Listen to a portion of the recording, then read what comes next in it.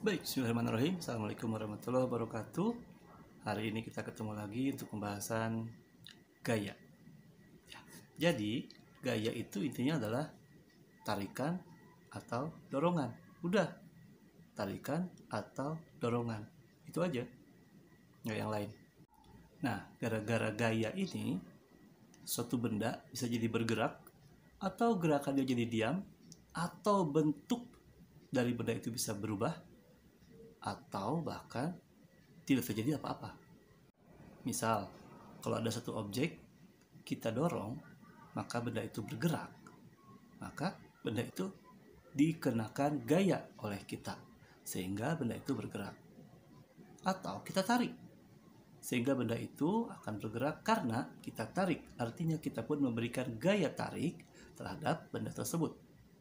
Atau ada benda yang berubah bentuk, misal tahu, kita tapok, rusak, tahunya hancur. Atau plastisin, ya, yang suka di emplek-emplek, ya. Nah, kalau kayak gitu, dengan diberikan gaya, plastisin itu bisa berubah bentuk dan tidak terjadi apa-apa. Misal, nih, tembok ini saya kasih gaya, saya kasih gaya sekuat tenaga pun tidak terjadi apa-apa. Kenapa? Karena gaya saya tidak cukup untuk menggerakkan tembok ini. Tapi gayanya ada, tapi tidak berpengaruh. Rupanya gaya pun ada beberapa macam. Kita bagi dua. Ada gaya sentuh, ada gaya tak sentuh. Gaya sentuh itu gaya yang langsung bersentuhan dengan objek yang didorong. Kalau gaya yang tak sentuh, biasanya gaya yang tidak bersentuhan. Ya iyalah, namanya aja udah jelas kayak gitu ya. Nah, gaya sentuh itu misalnya benda yang tadi kita dorong atau plastisin yang kita ubah bentuknya.